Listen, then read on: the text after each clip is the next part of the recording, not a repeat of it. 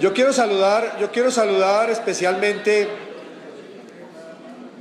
a las organizaciones que nos acompañan, a COC, a la Mesa Distrital de Juventudes, a la Mesa de Juventud en Marcha, y desde luego también a los oficiales de la policía y el ejército que nos acompañan en el día de hoy, que no sé por qué, presidente, están atrás, no sé por qué el ejército lo sentaron allá en las barras. Está el coronel Arias, que nos acompañó ayer, estaba hasta hace un momento ahí, no sé si... Claro. Bueno, muy bien. Sería muy útil que pudiéramos hacer una discusión más profunda sobre este tema, pero voy a avanzar, doctor Hugo y doctor Oscar, y los miembros del gobierno, otros que no tengo el gusto de conocer personalmente, y a los amigos de la policía que nos hemos encontrado en otros ámbitos y con quienes tenemos una muy buena relación sobre estos temas.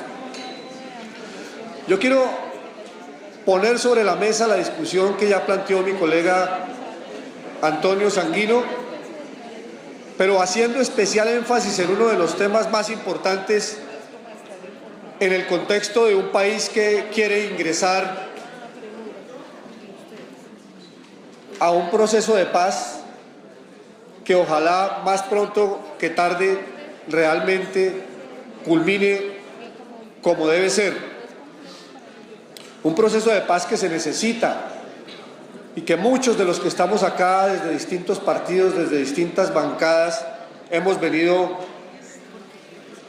pregonando como una necesidad absolutamente imperiosa del país. En ese contexto surgen Marco Fidel, Clara y otros, surgen colectivos que han planteado la objeción de conciencia como un problema fundamental en la estructuración de ese proceso de paz. Y yo lo quiero destacar, colegas, porque los activistas de la objeción de conciencia le hacen un aporte muy importante a la lucha por la paz. No pueden seguir siendo tratados como ciudadanos de segunda.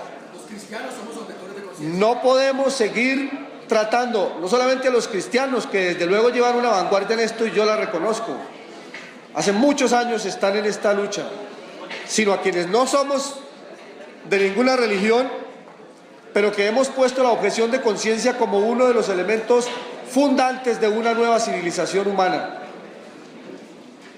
Y la posibilidad de que haya realmente en Colombia un proceso de paz pasa necesariamente por sacar a los jóvenes de la guerra. Sacar a los jóvenes de la guerra se ha convertido en un elemento clave de la discusión hoy en el país. Y por eso los objetores de conciencia, especialmente en lo relativo al servicio militar obligatorio, se han convertido en un elemento fundamental de la denuncia de la violación de ese derecho a objeción de conciencia, no solamente por parte del Estado, porque yo creo que hay que dejar eso claro aquí. No estamos haciendo una discusión contra el ejército, sino una discusión contra todos los actores que reclutan de manera forzada a personas para sus filas. Ya llegará el momento en que hagamos ese debate con las organizaciones ilegales al margen de la ley, con las organizaciones guerrilleras que hoy, en el día de hoy, podemos denunciarlo. Hoy acaban de entregar a una niña indígena reclutada por las FARC y que hasta ahora reconocen que la tenían. Como lo vamos a señalar aquí, muchísimos, casi el 50% de los guerrilleros fueron reclutados cuando eran menores de edad. Y desde luego que esa discusión tiene que darse en este contexto. Hoy nos hemos concentrado en la discusión específica sobre el tema del reclutamiento forzado por parte del ejército, que tiene que dar ejemplo, como lo señalábamos en estos días, en el cumplimiento de la norma. Los objetores de conciencia no son de ninguna manera personas que quieran exclusivamente evadir una responsabilidad. Su intención no es obstruir el cumplimiento social de la norma legal, sino obtener el legítimo respeto a su propia conciencia. Esa es la primera característica de un objetor de conciencia. La segunda es que ese objetor no deja de hacer alguna de las funciones que está objetando solamente por placer, sino porque no siente la voluntad para ejecutarla. Y en este tema del servicio militar obligatorio es donde más se expresa esa objeción de conciencia. Y un tercer elemento es que los objetores de conciencia son cada vez más reconocidos como parte fundamental de la estructura de los derechos humanos en el mundo. Esta insistencia para nosotros se ha convertido, repito, en fundamental, toda vez que en Colombia tenemos un problema muy delicado. Y es que la Constitución, en su artículo 18, reconoce la libertad de conciencia. Pero en el artículo 216, colegas, señala que todos los colombianos están obligados a tomar las armas cuando las necesidades públicas lo exijan para defender la independencia nacional y las instituciones públicas.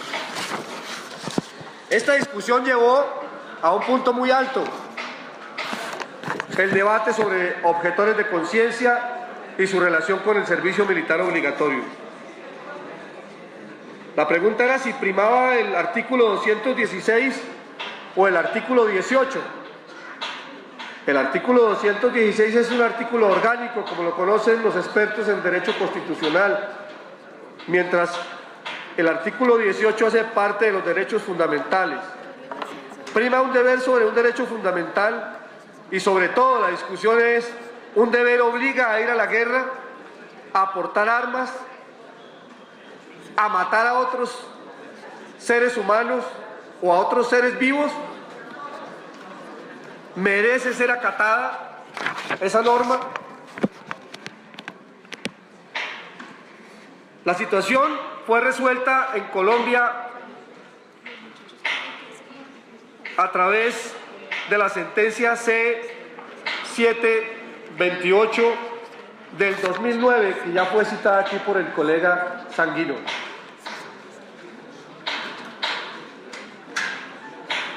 Hasta el 2004 no existía el derecho a la objeción de conciencia frente al servicio militar obligatorio. Sin embargo, se ha presentado un cambio en esa jurisprudencia y hoy en día tenemos que la objeción de conciencia es un derecho fundamental de aplicación inmediata y por lo tanto su goce efectivo puede ser garantizado por el juez de tutela al poseer el carácter de un derecho fundamental.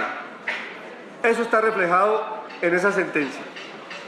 Y la sentencia C-879 del 2011 lo profundiza y señala que las batidas son detenciones arbitrarias y por consiguiente ilegales al advertir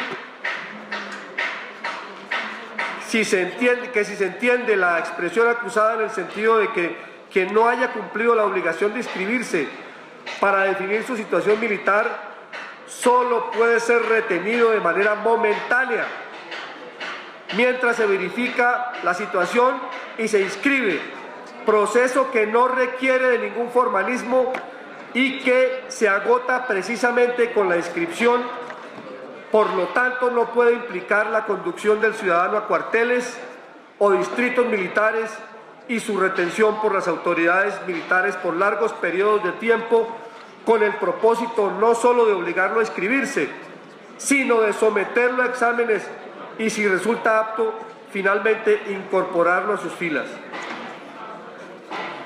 Esa es la norma que, como lo señaló aquí el colega Sanguino, ha sido violada de distintas maneras. 11 categorías hay en la clasificación que ha presentado el colega Sanguino. Y en el 2013, la T774 señala, advierte al Ejército Nacional que en lo sucesivo se abstenga de reclutar e incorporar para efectos de la prestación del servicio militar obligatorio a todas aquellas personas que al momento de definir su situación militar se encuentren inmersas en un proceso educativo de formación y capacitación en una profesión u oficio de cualquier naturaleza, independientemente de su modalidad.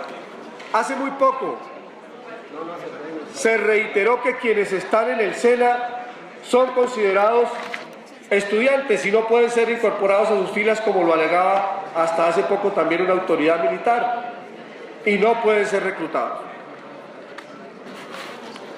A esos objetores de conciencia, colegas, se ha incorporado con mucha fuerza una serie de comunidades que expresan su convicción antimilitarista, que no necesariamente está expresada exclusivamente contra el ejército, sino contra toda forma de violencia. Los que han hecho el juramento de no violencia y se han incorporado de manera muy seria a este debate.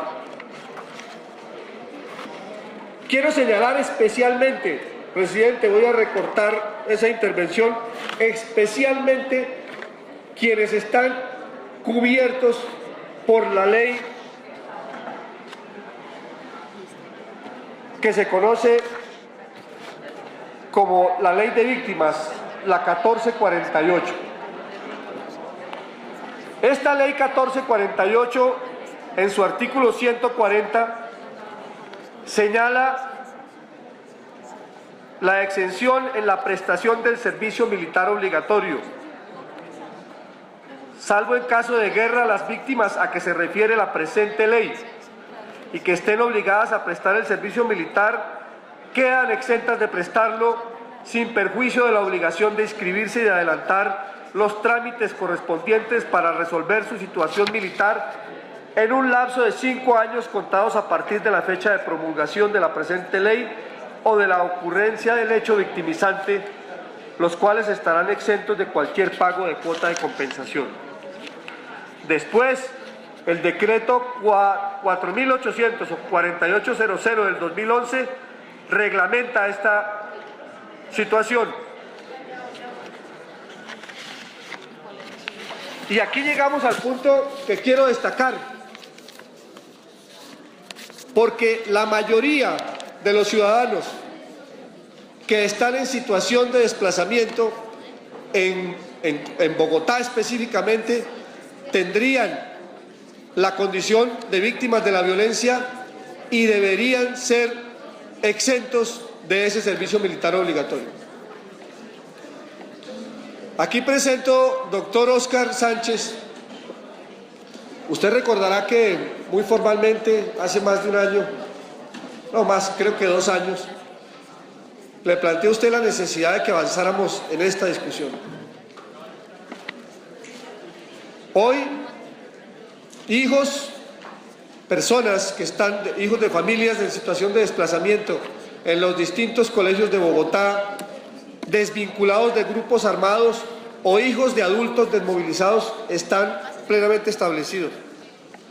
Hay aproximadamente, la anterior por favor, hay aproximadamente 26.684 personas que están en esa situación en los colegios, de las cuales en este momento nosotros podríamos, ahora sí la siguiente, podríamos decir que hay más o menos 3.789 personas que podríamos sacar de la guerra, doctor Óscar.